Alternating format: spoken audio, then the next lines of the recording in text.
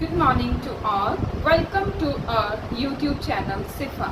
As you know, SIFA stands for School of Indian Fashion and Art. My name is Jaswinder Kaur and I am the tutor of spoken English. So today we will start with our day 1 presentation, that is pronunciation of letters. So today हम pronunciation of letters से शुरू करेंगे। Letters का क्या मतलब होता है? Letters होते हैं अक्षर। जैसे हम अक्षर हैं, अक्षर से हमारे शब्द बनते हैं जिनको हम वर्ड्स कहते हैं।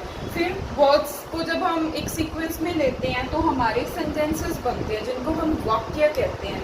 जब हम वाक्य को एक सीक्वेंस में लेते हैं तो हमारा एक टॉपिक रेडी होता है जिसको पैराग्राफ भी बोला जाता है और टॉपिक भी बोला जाता है। उसके बाद जिस लैंग्वेज में हम उसको पर्टिकुलर प्रोसेस को डील कर रहे होते हैं उसी लैंग्वेज को हम उस लैंग्वेज का नाम देते हैं। अगर आज हम इंग्लिश की बात कर रहे हैं तो इंग्लिश होती है। यही प्रोसेस आपका हिंदी, पंजाबी और अदर रीजनल लैंग्वेजेस और इंटरनेशनल जितनी भी लैंग्वेजेस हैं उनमें आता है। हमारा जो मेन फोकस है लेटर्स की प्रोनाउंसिएशन, उसका क्या रीज़न है कि जो स्टूडेंट्स हैं वो इंग्लिश तो सीख लेते हैं। जैसे हम अगर बात करें तो pre nursery onward English subject introduce हो जाता है, सभी बच्चे इंग्लिश सीख लेते हैं लेकिन उसकी एग्जैक्ट प्रोनाउंसिएशन पे फोकस नहीं कर पाते। स्कूल्स, इंस्टीट्यूशंस और अदर जो भी आपका ट्यूशन सेंटर्स हो जाते हैं तो कुछ भी है, सभी आपको लैंग्वेज पे कमांड तो करवा देते हैं बट आपकी प्रेजेंटेशन और आपकी प्रोनाउंसिएशन पे कमांड नहीं करवा पाते। तो आज जो मेरा टॉपिक है डे 1 का, वो प्रोनाउंसिएशन एस्पेक्ट पे चलेगा, जिसमें हमने सबसे पहले प्रोनाउंसिएशन दी है लेटर्स की। लेटर्स का मतलब कि हमें A to Z की अगर एग्जैक्ट प्रोनाउंसिएशन आ जाएगी तो उसके बाद हम अपनी नेक्स्ट प्रोनाउंसिएशन पर भी वर्क करेंगे, जिसमें हमने A to Z सारा लिखा है। 26 अल्फाबेट्स हमने इसमें लिख लिए हैं। उन 26 अल्फाबेट्स की जो एग्जैक्ट प्रोनाउंसिएशन है उस पर हम वर्क करें, बिकॉज बहुत सारे स्टूडेंट्स हैं जिनको इन लेटर्स की, जिसको मैं अंडर सर्कल कर रही हूँ, इनकी एग्जैक्ट प्रोनाउंसिएशन नहीं आती।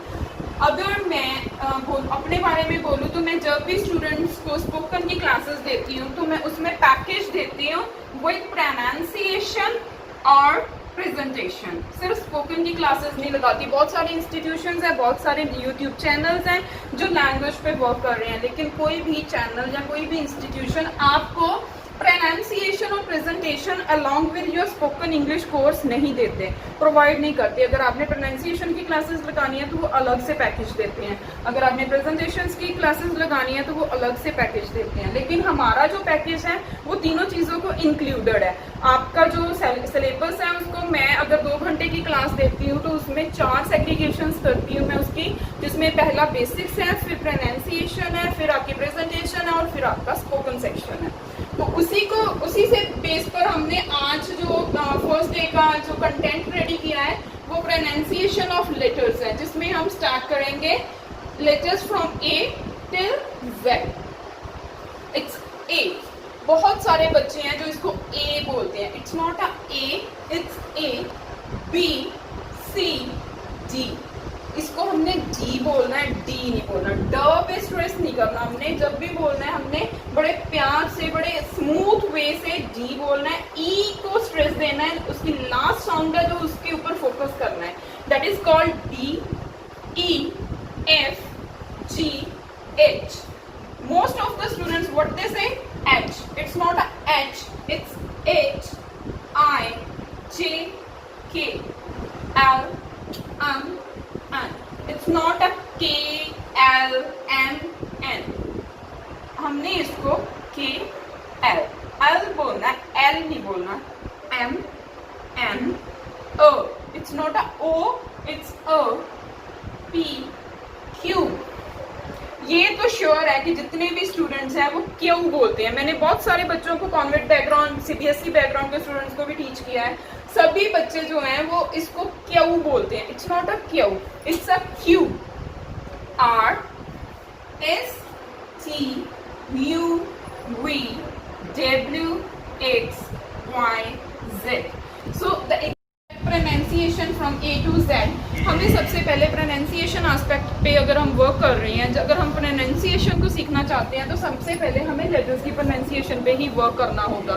क्योंकि उसका क्या रीज़न है, अगर हमारा लेटर्स के ऊपर प्रोनाउंसिएशन नहीं हो पाएगी अच्छे से तो फिर हम सेंटेंसेस और वर्ड्स पे भी कमांड नहीं कर पाएंगे। ये टास्क आपको इसीलिए दी गई है कि आपको सभी लेटर्स जो most of the time 95% students या 95% पीपल जो है वो जो मैंने सर्कल किए हुए लेटर्स हैं इनको गलत प्रोनाउंसिएट करते हैं। आप जब ये वीडियो सुनोगे, इस वीडियो को सुनने के बाद आप अपने आप में रिकॉल करके देखना कि आपकी प्रोनाउंसिएशन और जो मैंने प्रोनाउंसिएशन दी है दोनों में क्या वेरिएशंस हैं। अगर आपको वेरिएशन लगेंगे तो उसके बाद आपको पता चलेगा कि आप जो है सही प्रोनाउंसिएट कर रहे थे या फिर ये सही प्रोनाउंसिएशन को आपने फॉलो करना है। जहां पर हमारे Z की बात आती है, Z हमारा दो तरीके से प्रोनाउंसिएट होता है, एक ब्रिटिश एक्सेंट के अकॉर्डिंग और एक अमेरिकन एक्सेंट के अकॉर्डिंग। अगर हम अमेरिकन एक्सेंट को फॉलो कर रहे हैं तो इसको हम Z बोलते हैं, Z। अगर हम इस ब्रिटिश एक्सेंट को फॉलो करते हैं तो इसको हम Z बोलते हैं। अब हमारे पास क्या है, पहले जब इंट्रोडक्शन हुई थी इंग्लिश की इंडिया में तब ये ब्रिटिश के एक्सेंट पे चलती थी क्योंकि ब्रिटिशर्स इसको लेकर आए थे इंग्लिश को यहाँ पर। तो अब क्या है, अब हमारा जो ग्लोबलाइजेशन के कारण हम लोग ओवरसीज हमारे रिलेटिव्स हैं आते जाते रहते हैं तो हमारे पास ब्लेंड आ चुका है। ब्लेंड का मतलब कि हम अमेरिकन और ब्रिटिश दोनों को मिलाकर बोलते हैं। सो अगर आपने किसी के मुंह से इसको जी सुना है तो वो गलत नहीं है, जी प्रोनाउंसिएशन जो है वो अमेरिकन एक्सेंट को फॉलो करेगा। सो this is the basic pronunciation of A to Z. I repeat once again with the sequence. It's A B C D E F G H I J K L M N O P Q R S T U V W X Y Z. Aspect. Our second aspect is terminology. Terminology means a particular way to identify the letters. For example, बहुत बार हमें ऐसे सुनने को मिलता है कि कई बार हमें कोई स्पेलिंग बोल रहा होता है तो हमें बी और वी में कंफ्यूजन हो जाती है और हम उसको क्या बोलते हैं कि बी फॉर बस और वी फॉर वैन। तो वो क्या है, वो एक हमारी खुद की बनाई हुई टर्मिनोलॉजी है जो हमने अल्फाबेट्स के साथ कोरिलेट की हुई है। लेकिन अगर हम ब्रिटिश एक्सेंट की बात करें तो ब्रिटिश एक्सेंट की जो टर्मिनोलॉजी है वो अलग है। ब्रिटिश एक्सेंट ने एक पर्टिकुलर टर्मिनोलॉजी बनाकर दी हुई है जो इनकी लेटर्स की आइडेंटिटी को कायम करती है। जैसे कि हम ए की बात करते हैं, अगर आप किसी को ए को प्रोनाउंसिएट करना चाहते हो with the help of terminology तो आप इसमें बोलोगे A for alpha, B for Bravo, C for Charlie, D for Delta, E for Echo, F for Foxtrot,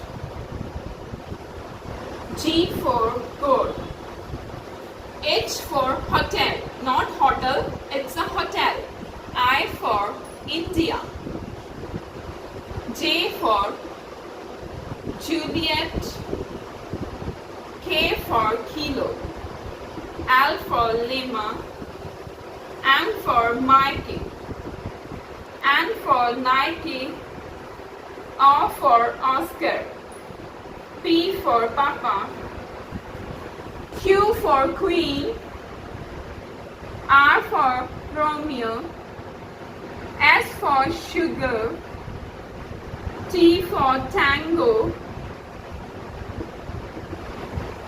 U for Union, V for Victor, W for Water, X for X-ray, Y for Yankee, Z for Zulu. This is the terminology which we can use to identify, to give the identification to these letters. Because जब भी हमने किसी भी letter को pronunciate करने के लिए, किसी भी लेटर को स्पेल आउट करने के लिए बोलना है तो हमने ये वाली टर्मिनोलॉजी यूज करनी है।